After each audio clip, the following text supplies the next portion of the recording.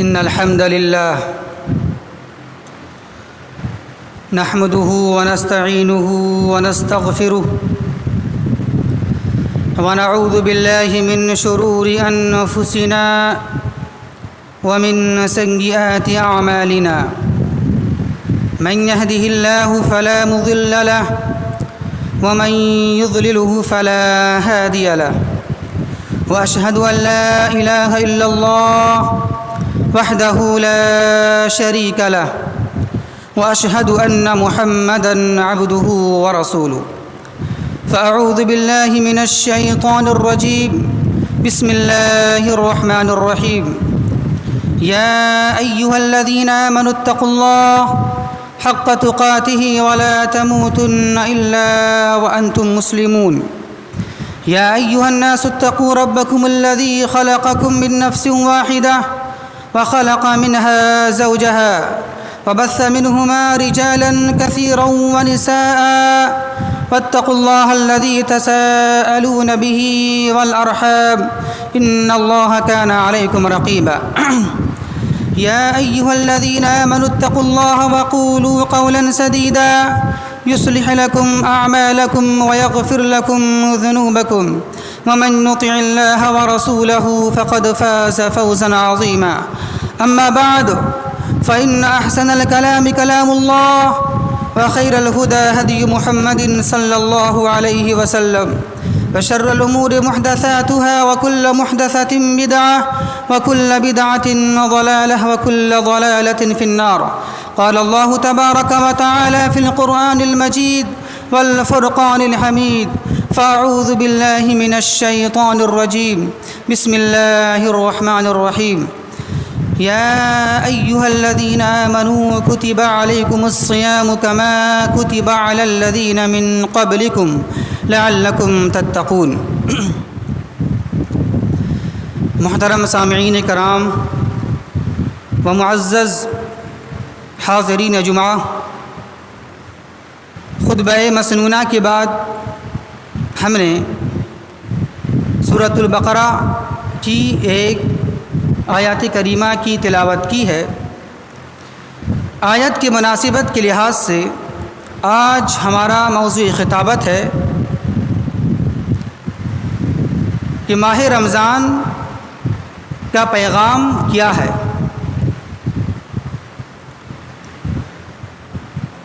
محترم سامعین کرام، آج ماہ رمضان کی 27ویں تاریخ ہے اور آج ماہ رمضان کا آخری جمعہ بھی ہے، جسے لوگ جمعۃ الوداع یا الوداع جمعہ کے نام سے موسوم کرتے ہیں، اسے پکارتے ہیں، اور یہ نام لوگوں کے اندر بڑا مشہور و معروف ہے، بڑا اس کا چرچا ہے۔ ایسے تو اگر دیکھا جائے ہر مہینے کا آخری جمعہ آتا ہے اور ہوتا ہے، لیکن لوگ اس جمعے کو جمعۃ الوداع یا الوداع جمعہ کے نام سے موسوم نہیں کرتے ہیں، لوگ اسے پکارتے نہیں ہیں، جانتے پہچانتے نہیں ہیں۔ لیکن جب رمضان کے مہینے کا آخری جمعہ آتا ہے تو اسے لوگ جمعۃ الوداع یا الوداع جمعہ کے نام سے موسوم کرتے ہیں، اسے پکارتے ہیں، اسے جانتے ہیں، اسے پہچانتے ہیں۔ تو رمضان کے مہینے کے آخری جمعہ کے لیے اس طرح کا لفظ استعمال کرنا جمعۃ الوداع یا الوداع جمعہ یہ حدیث سے ثابت نہیں ہے، اور نہ ہی اللہ کے نبی صلی اللہ علیہ وسلم نے اس جمعہ کے لیے جمعۃ الوداع یا الوداع جمعہ کے نام سے کچھ بات بیان کیا ہے، حدیث میں اس کا لفظ نہیں ملتا ہے۔ تو ہمیں بھی چاہیے کہ اس طرح کے الفاظ استعمال کرنے سے پرہیز کریں، جمعۃ الوداع یا الوداع جمعہ کے نام سے اس کو پکارنے سے، اس کو موسوم کرنے سے ہم پرہیز کریں۔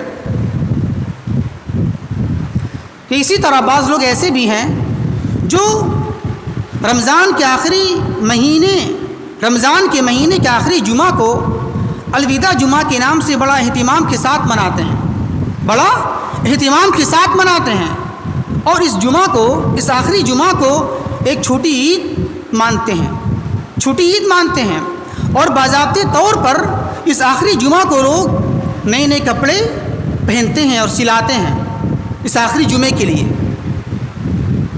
اور بعض خطبہ حضرات بھی، خطیب حضرات بھی اپنی عربی خطبوں کے اندر جمعۃ الوداع کا تذکرہ بیان کرتے ہیں اور اس کی اہمیت، اس کی فضیلت کو بیان کرتے ہیں۔ تو یہ ساری چیزیں اور یہ سارے اعمال جو ماہ رمضان کے آخری جمعے کے نام سے کیا جاتا ہے، چاہے وہ ماہ رمضان کے آخری جمعے کے نام سے جمعۃ الوداع کو موسوم کرنا ہو، یا اس آخری جمعے کو بڑے اہتمام کے ساتھ منانا ہو، یا اس کی فضیلت کو بیان کرنا ہو، یہ ساری چیز کیا ہے؟ حدیث سے ثابت نہیں ہے، بلکہ یہ بدعت و خرافات ہے۔ تو معلوم یہ ہوا، خلاصہ کلام یہ معلوم ہوا کہ اس آخری جمعے کو جمعۃ الوداع کے نام سے اور الوداع جمعہ کے نام سے موسوم کرنا، اسے پکارنا، یہ غلط ہے اور یہ حدیث سے ثابت نہیں ہے۔ محترم سامعین کرام، رمضان کا یہ مقدس مہینہ بڑی آب و تاب کے ساتھ اور بڑی شان و شوکت کے ساتھ ہمارے سامنے جلوہ گر ہوا، اور اب ہم سے جدا ہونے والا ہے، اور اب ہم سے رخصت ہونے والا ہے۔ اس کی رخصتی بالکل قریب سے قریب تر ہو چکی ہے، اور بڑی ہی خوش نصیب ہیں وہ حضرات جنہوں نے اس ماہ مقدس کا احترام کیا، اس کی قدر کی، اس کا ایک ایک لمحہ کو غنیمت سمجھا، اس میں نیک اعمال کو انجام دیے۔ تو ایسے حضرات کے لیے ہم اللہ کی بارگاہ میں یہ دعا کرتے ہیں کہ اللہ تبارک و تعالی ان کی زندگی کو اور لمبی کر دے، اور ان کی زندگی میں بار بار رمضان کا مہینہ نصیب فرما۔ اور یقیناً ایسے حضرات کے لیے یہ لمحہ اور یہ رمضان کے اختتام، رمضان کی جدائی بڑا آنسو بہا دینے والی ہے اور بڑا دل کو غمگین کر دینے والی ہے۔ لیکن اس کے برخلاف، اس کے الٹا، وہ حضرات جنہوں نے رمضان کا مہینہ تو پایا، لیکن رمضان کا مہینہ پانے کے بعد اس مہینے میں نیک اعمال کو انجام نہیں دیا، اس کی قدر نہیں کی، اس کو غنیمت نہیں جانا، بلکہ ضائع برباد کر دیا، تو یقیناً ایسے حضرات کے لیے یہ لمحہ اور یہ رمضان کا اختتام، رمضان کی جدائی بڑی مسرت اور خوشی کی باعث ہوگی کہ چلو اچھا ہوا رمضان کا مہینہ گزر گیا۔ جس طرح رمضان کے مہینے کے بعد شیاطین آزاد ہو جاتے ہیں، اسی طرح بعض لوگ رمضان کے مہینے کے بعد اپنے آپ کو آزاد محسوس کرتے ہیں کہ چلو اچھا ہوا رمضان کا مہینہ گزر گیا۔ تو ایسے حضرات کے لیے ہم اللہ کی بارگاہ میں یہ دعا کرتے ہیں کہ اللہ تبارک و تعالی انہیں ہدایت نصیب فرما اور ان کے دل میں رمضان کی عظمت و فضیلت کو داخل کر دے۔ محترم سامعین کرام، رمضان کا یہ مقدس مہینہ تو اب ہم سے رخصت ہو رہا ہے، جا رہا ہے، لیکن جاتے جاتے کچھ پیغام دینا چاہ رہا ہے، کچھ کہنا چاہ رہا ہے یہ کہ باقی پورا 11 مہینہ ہماری تربیت کے مطابق زندگی گزارنا ہے۔ ہم سے تم نے جو وعدہ کیا ہے رمضان کے مہینے میں، اس وعدے کو باقی پورا 11 مہینے کے اندر اس کو نبھانا ہے، اس کو پورا کرنا ہے۔ تو آئیے ہم ذرا دیکھتے ہیں کہ رمضان کا پیغام کیا ہے، رمضان ہم سے کیا کہنا چاہ رہا ہے۔ تو رمضان کا سب سے پہلا پیغام یہ ہے کہ ہم اپنے سارے اعمال میں اپنی نیت کو خالص کریں، اپنے اعمال کو اللہ کے لیے خالص کر دیں۔ یہ ہے رمضان کا پہلا پیغام جس طرح ہم رمضان کے مہینے میں روزہ رکھا اور روزے کی حالت میں نہ کھایا نہ پیا اور نہ اپنی جائز خواہشات کو پوری کیا، بلکہ یہاں تک کہ بند گھر کے اندر بھی ہم نے نہ کھایا نہ پیا اور نہ اپنی خواہشات کو پوری کیا، کو دیکھے چاہے نہ دیکھے پھر بھی ہم نے یہ کام نہیں کیا، روزہ خراب نہیں کیا، روزہ توڑا نہیں، کھایا نہیں، پیا نہیں، بلکہ ہم نے صرف اللہ کے لیے یہ کام کیا، تو یہ روزہ ہمیں یہ پیغام دے رہا ہے، یہ درس دے رہا ہے کہ باقی سارے نیک اعمال میں یہی کیفیات کو محسوس کرنا ہے، یہی کیفیات کو پیدا کرنا ہے اور اپنی نیت کو خالص کرنا ہے، اور باقی سارے نیک اعمال میں ہم اللہ کی رضا کے لیے کریں، باقی سارے نیک اعمال کو ہم اللہ کی رضا کے لیے اور اللہ کی خوشنودی کے لیے انجام دیں۔ اس طرح ہم نے روزہ کو رکھا اور روزہ کو صرف اللہ کے لیے خاص کیا، ہم نے کوئی دیکھے یا نہ دیکھے پھر بھی ہم نے روزہ خراب نہیں کیا، روزہ توڑا نہیں، اسی طریقے سے باقی ساری اعمال کو اللہ کے لیے انجام دیا جائے، کوئی دیکھے یا نہ دیکھے ہمیں اللہ کی رضا کے لیے اسے انجام دینا چاہیے۔ یہ ہے رمضان کا پہلا پیغام کہ اپنی نیت کو، اپنے سارے اعمال کو اللہ کے لیے خالص کر دیا جائے۔ اسی طرح رمضان کا دوسرا پیغام یہ ہے کہ حرام چیز کو ہم ہمیشہ کے لیے چھوڑ دیں۔ کیا ہے؟ رمضان کا دوسرا پیغام یہ ہے کہ ہم حرام چیز کو ہمیشہ کے لیے چھوڑ دیں۔ اللہ تبارک و تعالیٰ نے ہمارے اوپر اس مہینے میں روزہ کو فرض کر دیا، اور رمضان کے مہینے میں ہمیں یہ حکم دیا کہ روزے کی حالت میں نہ کھاؤ نہ پیو اور نہ اپنی جائز خواہشات کو پوری کرو۔ تو یہ روزہ ہمیں یہ پیغام دے رہا ہے اور یہ درس دے رہا ہے کہ جس طرح ہم نے اللہ کی رضا کے لیے، اللہ کی خوشنودی کے لیے، اللہ کے کہنے پر ہم نے ایک حلال چیز کو بھی چھوڑ دیا ہے تھوڑے سے وقت کے لیے، مخصوص وقت کے لیے، تو اس چیز کو، اس کام کو ہم ہمیشہ کے لیے چھوڑ دیں جس کو اللہ تبارک و تعالیٰ نے ہمیشہ کے لیے حرام کر دیا ہے۔ جب ہم ایک حلال چیز کو اپنے اوپر حرام کر لیتے ہیں، کھانا پینا یہ حلال چیز ہے، لیکن اللہ تبارک و تعالیٰ کی رضا کے لیے ایک حلال چیز کو بھی اپنے اوپر حرام کر لیتے ہیں ہم خاص وقت میں، مخصوص وقت میں، تو یہ درس دے رہا ہے، یہ پیغام دے رہا ہے یہ روزہ، یہ رمضان، کہ ہم باقی پورا 11 مہینے کے اندر بھی، باقی پوری زندگی میں بھی اس چیز کو، اس عمل کو جس کو اللہ تبارک و تعالیٰ نے ہمیشہ کے لیے حرام کر دیا ہے، منع کر دیا ہے، اسے ہم ہمیشہ کے لیے چھوڑ دیں۔ تو یہ پیغام ہے، یہ درس ہے رمضان کا اور روزوں کا۔ اسی طرح رمضان کا تیسرا پیغام یہ ہے کہ ہم اپنے ایمان کی تجدید کریں اور ایمان کی سلامتی کی دعا کریں۔ ہم رمضان کی شروعات کیسے کرتے ہیں؟ ہم رمضان کی شروعات چاند دیکھ کر کرتے ہیں۔ سب سے پہلے ہم چاند دیکھتے ہیں رمضان کے مہینے کی، اور چاند دیکھنے کے بعد ایک دعا کرتے ہیں۔ دعا کیا ہے؟ وہ دعا یہ ہے، اللہم احلہ علینا بالیمن اور بالامن والایمان والسلامتی والاسلام ربی وربک اللہ۔ ہم یہ دعا کرتے ہیں۔ ذرا غور کیجئے، اس دعا کے اندر ہم 5 باتیں اللہ سے مانگتے ہیں اور سوال کرتے ہیں۔ 5 باتیں۔ پہلی بات کیا ہے؟ اس دعا کے اندر سب سے پہلی بات، سب سے پہلی چیز ہم اللہ تبارک و تعالیٰ سے خیر و برکت، امن و امان کا سوال کرتے ہیں۔ کیا؟ اللہم احلہ علینا بالیمن، اور ایک حدیث میں کیا بالامن بھی ہے، اللہم احلہ علینا بالیمن یا بالامن۔ کیا معنی ہے اس کا؟ اے اللہ اس چاند کو ہمارے اوپر نکال، ظاہر فرما۔ کس طرح؟ بالیمن، خیر و برکت کے ساتھ، بالامن، امن و امان کے ساتھ۔ تو ہم سب سے پہلی چیز اور سب سے پہلی بات کیا دعا کرتے ہیں اللہ تبارک و تعالیٰ سے؟ ہم اس دعا کے اندر پہلی چیز اللہ سے خیر و برکت، امن و امان کا سوال کرتے ہیں۔ دوسری چیز ہم اللہ تبارک و تعالیٰ سے اس دعا کے اندر ایمان کا سوال کرتے ہیں۔ کیا؟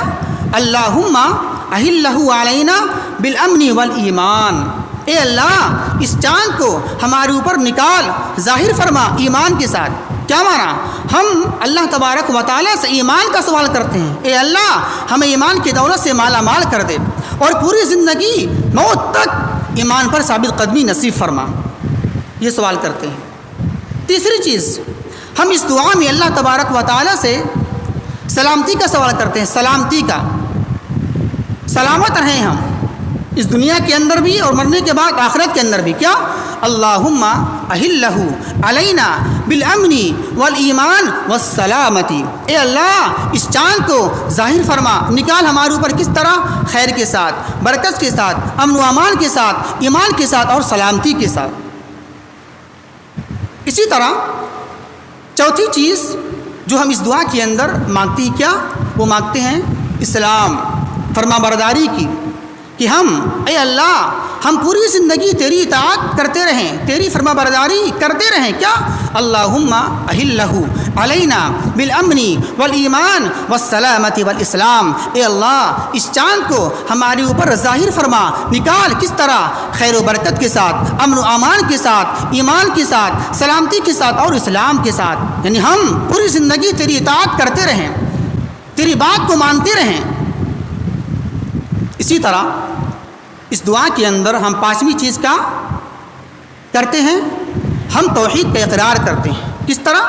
اللہم احلہ علینا بالامن والایمان والسلامتی والاسلام ربی وربک اللہ، اے اللہ اس چاند کو ہمارے اوپر ظاہر فرما، نکال کس طرح؟ امن و امان کے ساتھ، خیر کے ساتھ، برکت کے ساتھ، ایمان کے ساتھ، سلامتی کے ساتھ، اسلام کے ساتھ۔ اور یہ ہم ایمان کی تصدیق کرتے ہیں اور اپنی ایمان کی گواہی دیتے ہیں اور توحید کا اقرار کرتے ہیں۔ کس طرح؟ کہ ربی و ربک اللہ، چاند کو خطاب کر کے، کیا؟ کہ ربی و ربک اللہ، اے چاند میرا بھی رب اللہ ہے اور تمہارا بھی رب اللہ تبارک و تعالیٰ ہے۔ ہم یہ چاند کو دیکھ کر یہ بات کہتے ہیں، کیا؟ ربی و ربک اللہ، یعنی اپنے ایمان کی گواہی دیتے ہیں، ہم توحید کا اقرار کرتے ہیں، ربی و ربک اللہ، کہ میرا رب بھی اللہ ہے اور تمہارا رب بھی اللہ تبارک و تعالیٰ ہے۔ تو ہم یہ پانچ چیز اس دعا کے اندر مانگتے ہیں اور اللہ سے سوال کرتے ہیں۔ تو یہ دعا ہمیں یہ پیغام دے رہا ہے، یہ درس دے رہا ہے کہ ہم باقی پوری زندگی کے اندر، باقی پورا 11 مہینے میں بھی ہم چاند کو دیکھیں اور دیکھ کر یہ دعا ہمیشہ کرتے رہیں، ہم امن و امان کی، خیر و برکت کی، ایمان کی، سلامتی کی، اطاعت و فرما برداری کی، اور ہم پوری زندگی بلکہ موت تک توحید کی گواہی دیتے رہیں، توحید کا اقرار کرتے رہیں اور شرک سے دور رہیں اور نافرمانیوں سے پرہیز کرتے رہیں۔ تو اس دعا کا یہ پیغام ہے، یہ درس ہے کہ ہم ہر مہینے دعا پڑھ کر اور چاند کو دیکھ کر اپنے ایمان کی تصدیق کریں اور توحید کا اقرار کرتے رہیں۔ رمضان کا چوتھا پیغام کیا ہے؟ رمضان کا چوتھا پیغام یہ ہے کہ فرائض کے ساتھ ساتھ نوافل کا بھی اہتمام کیا جائے۔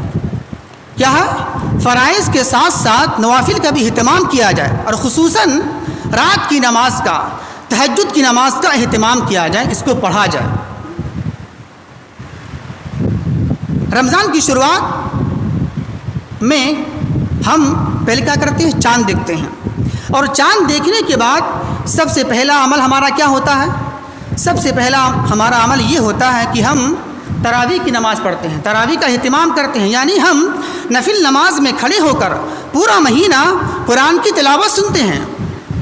تو اللہ تبارک و تعالیٰ نے ہمیں رمضان کے پورے مہینے میں تراویح کی نماز کا حکم دے کر ہمیں یہ پیغام دینا چاہ رہا ہے، ہمیں یہ درس دینا چاہ رہا ہے کہ تم باقی پورا 11 مہینے کے اندر بھی، باقی پوری زندگی کے اندر بھی تم رات کی نماز پڑھا کرو، رات کی نماز کی عادت ڈالو، قیام اللیل کیا کرو، تہجد کی نماز پڑھا کرو۔ تو اللہ تبارک و تعالی ہمارے اندر یہ صفت پیدا کرنا چاہ رہا ہے اور تراویح کی نماز کا حکم دے کر ہمیں یہ پیغام دینا چاہ رہا ہے، جس طرح تم پورا مہینہ تراویح کی نماز پڑھتے رہے، رات کے آخری حصے میں، شروع حصے میں، بیچ حصے میں، اسی طریقے سے تم باقی پورا 11 مہینہ رات کی نماز پڑھا کرو، قیام اللیل کیا کرو، تہجد کی نماز پڑھا کرو۔ اس کی بڑی فضیلت ہے، اس کا بڑا مقام ہے، اور یہ نماز فرض نماز کے بعد افضل نماز ہے یہ، اور یہ مومن کی صفات ہے، یہ مومن کی شان ہے۔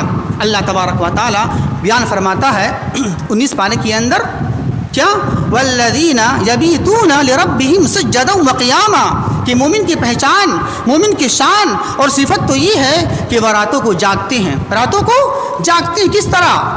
بات کرنے میں نہیں، لربہم، اپنے رب کے لیے. کس طرح؟ سجدا وقیاما، سجدہ کرتے ہوئے، قیام کرتے ہوئے. معلوم یہ ہوا کہ مومن کی صفات اور پہچان یہ ہے کہ راتوں کو نماز پڑھتے ہیں، اٹھ کر قیام اللیل کرتے ہیں. اسی طرح اللہ تبارک و تعالی بیان فرماتا ہے سورہ مزمل کے اندر، ان ناشئۃ اللیل ہی اشد وطئا واقوم قیلا، کہ بے شک رات کی نماز پڑھنا، رات میں اٹھ کر نماز پڑھنا، یہ زیادہ کیا ہے؟ اچھی چیز ہے. یہ نفس کو پھرتیلا کر دینے والی ہے، اور یہ نفس کو زیادہ کچلنے والی ہے، اور یہ زیادہ بات کو درست کرنے والی ہے. یہ بڑا اچھا کام ہے، یہ بڑی اچھی چیز ہے یہ.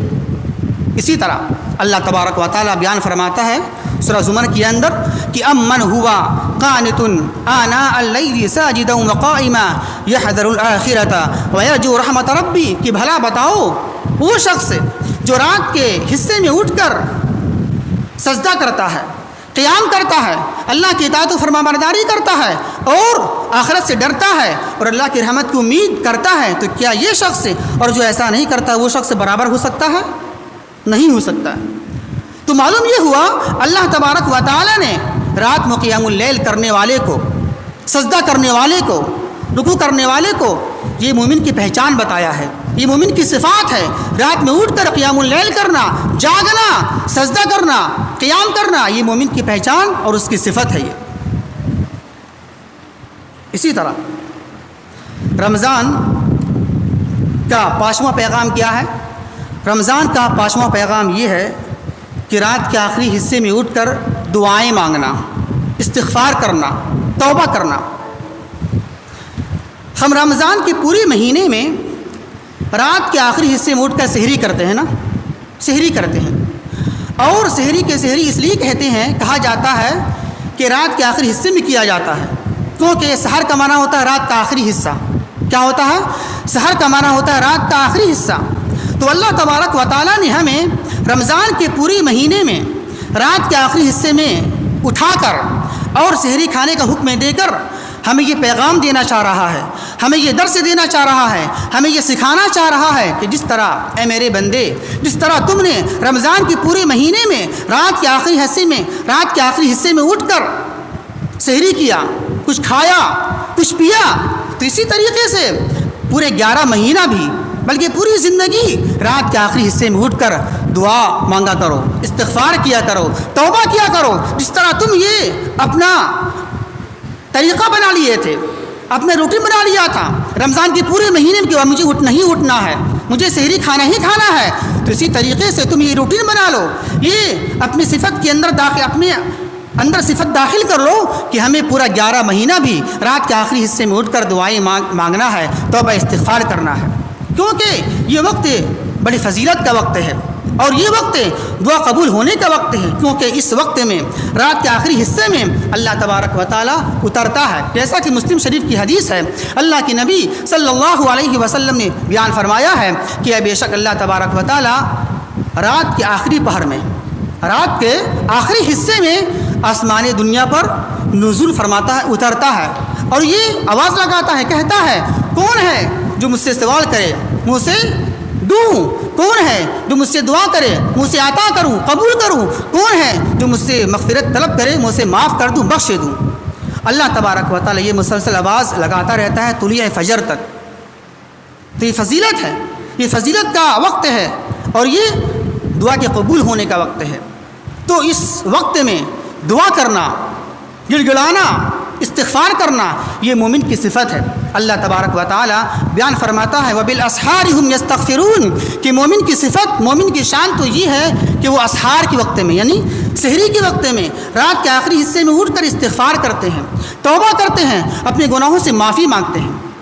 اسی طرح اللہ تبارک و تعالی بیان فرماتا ہے سورہ سجدہ کے اندر کہ تتجافى جنوبهم عن المضاجع يدعون ربهم خوفا وطمعا، کہ مومن کی شان، مومن کی صفت تو یہ ہے کہ ان کا جسم، ان کا پہلو بستر سے الگ ہو جاتا ہے، جدا ہو جاتا ہے. کب؟ رات کے آخری حصے میں، رات میں اٹھ کر دعا کرتے ہیں. کیا کرتے ہیں وہ؟ دعا کرتے ہیں، یدعون ربہم، اللہ سے دعائیں مانگتے ہیں، توبہ کرتے ہیں، استغفار کرتے ہیں، خوفا و طمعا، ڈرتے ہوئے، جہنم کا خوف کرتے ہوئے، و طمعا، اور جنت کی لالچ کرتے ہوئے۔ تو معلوم یہ ہوا رات کے آخری حصے میں اٹھ کر دعائیں مانگنا، استغفار کرنا، اس کا بڑا مقام ہے اور بڑی فضیلت ہے۔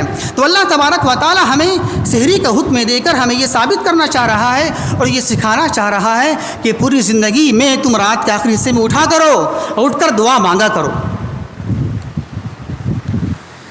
رمضان کا چھٹا پیغام کیا ہے؟ رمضان کا چھٹا پیغام یہ ہے کہ ہم غریبوں مسکینوں کی مدد کریں، مسکین کی تعاون کریں، اس کا خیال کریں، اس کا ساتھ دیں۔ وہ کیسے؟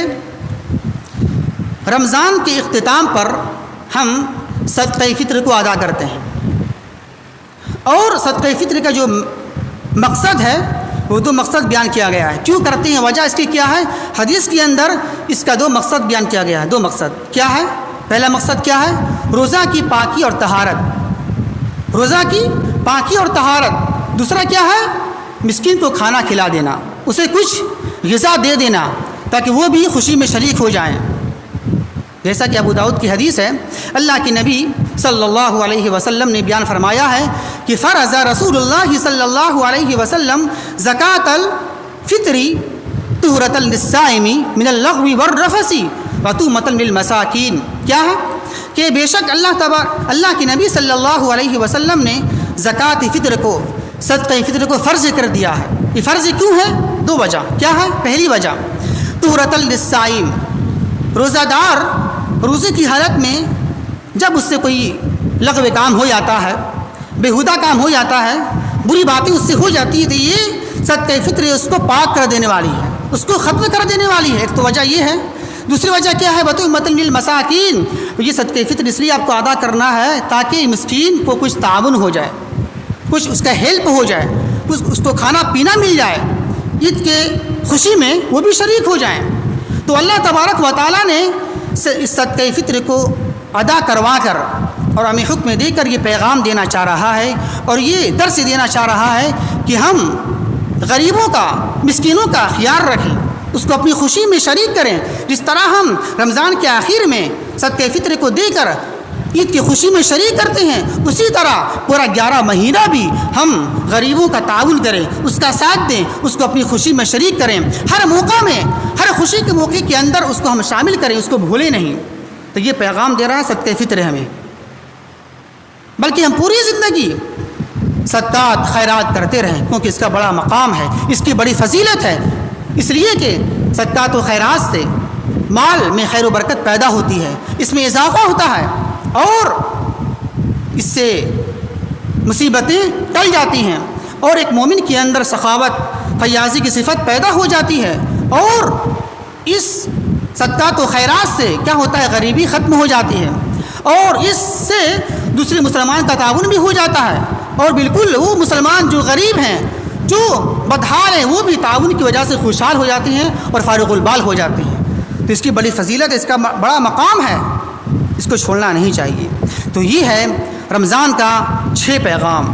رمضان تو اب جا رہا ہے، تو یہ ہمیں 6 پیغام دینا چاہ رہا ہے، اور یہ درس دے رہا ہے کہ ہم پوری زندگی، باقی پورا 11 مہینہ بھی اس کا خیال کریں، اس پیغام کو ہم ذہن میں رکھیں، اور اسی انداز سے ہم پوری زندگی، پورا 11 مہینہ ہم اس کو نبھائیں اور اس کو انجام دیں۔